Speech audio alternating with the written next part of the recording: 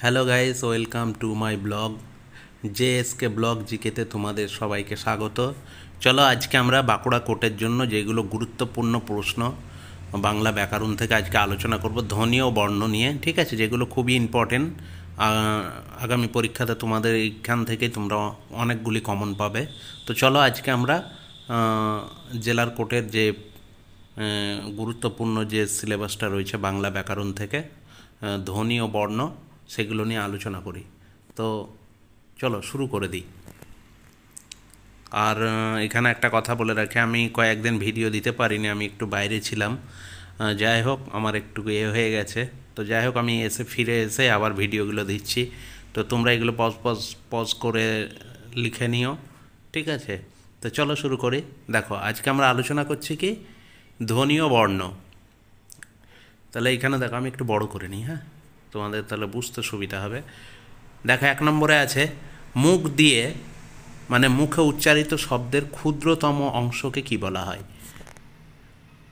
ধ্বনি বলে, ঠিক আছে। ধ্বনি প্রকাশের সংকেত বা চিহ্নকে কি বলা হয়? বর্ণ বলা হয়। এটা মনে রাখবে, মুখে উচ্চারিত যেটা হয় সেটাকে ধ্বনি বলে, আর ধ্বনি প্রকাশ করাকে বলা হয় বর্ণ। বর্ণের অপর আরেক নাম কি? অক্ষর। আমরা অক্ষর বলি না, বর্ণকে তো অক্ষর বলা হয় না। বাংলা ভাষায় কতগুলি বর্ণ আছে? লিখবে 47টি। তারপর দেখো, যে ধ্বনি অপর ধ্বনির সাহায্য ছাড়া স্বয়ং উচ্চারিত হয় তাকে কি ধ্বনি বলা হয়? তাকে স্বরধ্বনি বলা হয়। যে ধ্বনির অপর ধ্বনির সাহায্য ছাড়া, কারো কোনো সাহায্য লাগে না, নিজে উচ্চারিত হয় তাকে কি বলা হয়? স্বরধ্বনি, ঠিক আছে। আমরা ব্যঞ্জন ধরি, স্বরধ্বনি জানি তো, মানে স্বরধ্বনি কারোর সহযোগিতা লাগে না, নিজে একা 100, ঠিক আছে। তারপরে দেখো বাংলা ভাষায় কতগুলি স্বরধ্বনি আছে? 11টি, মনে রাখবে কিন্তু। তারপরে পাশিক ধ্বনির দৃষ্টান্ত, এখানে ল, অ, হস্যই, হস্য এবং রি, এই 4টি কি স্বর? রস্যই স্বর, ঠিক আছে। তারপরে অ, দীর্ঘই, দীর্ঘ, এ, ওই, ও, এই 7টি কি স্বর? দীর্ঘ স্বর, ঠিক আছে। এই 7টি হচ্ছে দীর্ঘ স্বর। তোমরা পজ করে করে দেখে লিখে নিও, ঠিক আছে, বা তোমরা পড়ে নিও, ভিডিওটা বারবার দেখবে, এখান থেকেই কমন পাবে। তারপরে দেখো বাড়ি আছে, আছো হে, এটি কি স্বর? প্লুত স্বর, ঠিক আছে। তারপরে দেখো বাংলায় কতগুলি মৌলিক স্বরধ্বনি আছে? এখানে লিখবে 7টি। মৌলিক স্বরধ্বনি 7টি, ঠিক আছে।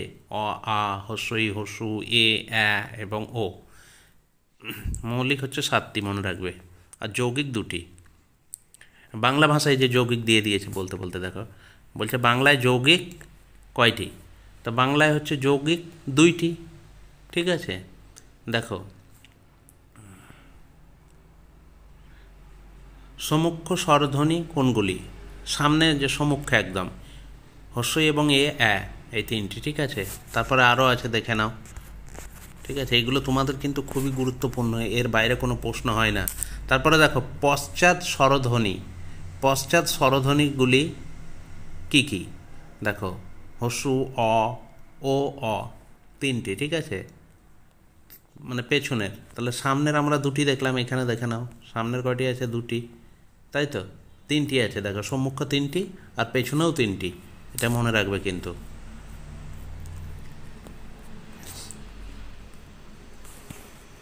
তারপরে দেখো উচ্চ স্বরধ্বনি, উচ্চ স্বরধ্বনি কোনগুলি? হস্যই এবং হস্যউ, ঠিক আছে। তারপরে দেখো উচ্চ মধ্য স্বরধ্বনি, ও, এই 2টি হবে, ঠিক আছে। তোমরা একটু পজ করে করে দেখে নিও। নিম্ন মধ্য স্বরধ্বনি কোনগুলি? এবং দন্তান্বয়সী নি। তারপর সংবৃত্ত স্বরধ্বনি কোনগুলি? হস্যই, হস্যু। অর্ধ সংবৃত্ত স্বরধ্বনি কোনগুলি? ও। তারপরে দেখো অর্ধ বিবৃত স্বরধ্বনি কোনগুলি? এবং অ। বিবৃত স্বরধ্বনি কোনগুলি? এখানে আ দিয়েছে, ঠিক আছে, বিবৃত আ। প্রসারিত স্বরধ্বনি কোনগুলি? হস্যই, এই 3টি। কুচিত স্বরধ্বনি, হস্যু, এই 3টি হবে, ও, হস্যু, ও এবং অ। স্পর্শ বর্ণের সংখ্যা 25টি, মনে রাখবে। স্পর্শ বর্ণের সংখ্যা কতগুলি? 25টি। বর্গীয় বর্ণ বলা হয় কোন বর্ণকে? স্পর্শ বর্ণকে বলা হয় বর্গীয় বর্ণ। তারপরে বলেছে কি আনুষ্ঠানিক বর্ণ কোনগুলি? কোন বর্ণগুলিকে বলা হয় আনুষ্ঠানিক? এটা পরের পেজে আছে, আমরা দেখে নিচ্ছি ধ্বনিগুলি, ঠিক আছে। তারপরে দেখো উষ্ণধ্বনি কোনগুলি। উষ্ণধ্বনি এই যে এই 4টি, এগুলো 27টা দেখে নিও, ঠিক আছে। তারপরে দেখো স্পর্শধ্বনি এবং উষ্ণধ্বনির মধ্যে অবস্থিত ধ্বনিগুলিকে কি বলা হয়? অন্তঃস্থ ধ্বনি বলা হয় এই দুটিকে, মানে স্পর্শ এবং উষ্ণ এই দুটিকে কি বলা হয়? অন্তঃস্থ ধ্বনি বলা হয়, মনে রাখবে। অসহজ, এটা অসহযোগ না, অযোগ, ঠিক আছে। অযোগ বহ বর্ণ কোনগুলি? এই যে খন্নের বিসর্গর আর অন্বেশ্বর, ঠিক আছে। তারপরে ঘৃষ্ট বর্ণ কোনগুলি? চ ছ, একটা ছক আছে, ওইটা তোমাদের আমি একদিন দিয়ে দেবো। ওই ছকটা তোমরা যদি পড়ে নাও তাহলে পেরে যাবে, এখান থেকে তোমাদের অসুবিধা হবে না। এগুলো পজ করে তোমরা দেখে নিও, ঠিক আছে। আজকে এই কয়েকটা আলোচনা করে দিচ্ছি। প্রতিবেষ্টিত বর্ণ কোন বর্ণকে বলা হয়? মূর্ধন্য বর্ণকে বলা হয়। কম্পনজাত বর্ণ কোনগুলি? র ল, এগুলো কাঁপে, ঠিক আছে। র ল দন্তন্য। লকে পার্শ্বিক ধ্বনি বলা হয় কেন?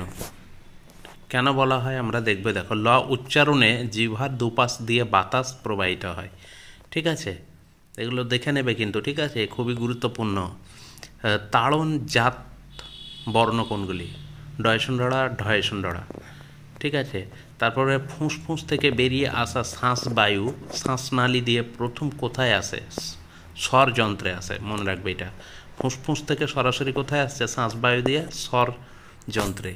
অগ্রতালুকে আর কি তালু বলা হয়? অগ্রতালুকে কঠিন তালু বলা হয়। থ কি ধ্বনি? থ হচ্ছে দন্ত, ঠিক আছে, এটা করে নিও। তারপরে দেখো বাংলা ভাষায় স্বর ও ব্যঞ্জন ধ্বনি কোথা থেকে এসেছে? হিন্দি থেকে, ঠিক আছে। বাংলা ভাষায় স্বর এবং এগুলো দেখে নাও, ঠিক আছে। বাংলা ভাষায় স্বর ও ব্যঞ্জন ধ্বনি কোথা থেকে এসেছে? হিন্দি থেকে এসেছে। নায়ের হসই কি স্বর? দ্বিস্বর, ঠিক আছে। ওই এর উচ্চারণ স্থান কি? কণ্ঠ ও তালু, ঠিক আছে। তারপরে দেখো আ উচ্চারণ স্থান অনুযায়ী কি স্বরধ্বনি? কণ্ঠস্বর। তারপরে দেখো হস্যই কি ব্যঞ্জন? কণ্ঠনালীর ব্যঞ্জন, ঠিক আছে, হস্যইটা। তারপরে ব্যঞ্জন শব্দের অভিধানিক অর্থ কী? স্বরবি যুক্ত ধ্বনি। ক ট প কি ধ্বনি? স্পষ্ট অল্প প্রাণ ধ্বনি, এগুলো অল্প প্রাণ, ঠিক আছে, ক ট প এগুলো। তারপর ডয়সনরা, ঢয়সনরা কি ধ্বনি? তাড়ন জাত দন্তেস্ব, এগুলো হচ্ছে স্পষ্ট পৃষ্ঠধ্বনি, ঠিক আছে, পৃষ্ঠধ্বনি। তারপর অঘোষ, অঘোষ এখানে দেখো অঘোষ ধ্বনির দৃষ্টান্ত ত থ। তারপরে সঘোষ ধ্বনির দৃষ্টান্ত বর্গের জ ঝ। মহাপ্রাণ ধ্বনির দৃষ্টান্ত এখানে দেখে নাও, হচ্ছে ফ আর ভ। অল্প প্রাণ হচ্ছে অল্প প্রাণ শব্দটির বিপরীতার্থ কী হবে? মহাপ্রাণ, বিপরীতে বললে। তারপরে দেখো নিচের কোন দুটি বর্ণ অন্তঃস্থ বর্ণ? র ল। তো এই ছিল 52টা প্রশ্ন, ঠিক আছে, আজ তোমাদের আলোচনা করে দিলাম। এইগুলো সত্যি খুবই ইম্পর্টেন্ট, তোমরা একটু দেখে নিও, ঠিক আছে। কারণ ধ্বনি থেকে প্রচুর প্রশ্ন আসে পরীক্ষায়, আর এর বাইরে কোনো প্রশ্ন হয় না। আজকে এই কয়েকটা আলোচনা করে দিলাম, এগুলো একটু ভালো করে দেখে নিও। আর তোমাদের এই ধ্বনি আর একটা ছক আছে, ওইটা আমি দিয়ে দেবো কালকে, ঠিক আছে। তো যাই হোক, ভিডিওটা ভালো লাগলে অবশ্যই লাইক কমেন্ট করে দিও। আর ঠিক আছে, তো ঠিক আছে, সবাই ভালো থেকো। আমি আবার, যেহেতু তোমাদের পরীক্ষা খুব তাড়াতাড়ি কন্ডাক্ট হয়ে যাবে বাঁকুড়া জেলা কোর্টের, সেই হিসেবে বাংলা ব্যাকরণ থেকে এই বিষয়গুলি আলোচনা করে দিলাম, তোমাদের হেল্পফুল হবে। তো ঠিক আছে, সবাই ভালো থাকবে। ওকে, টাটা।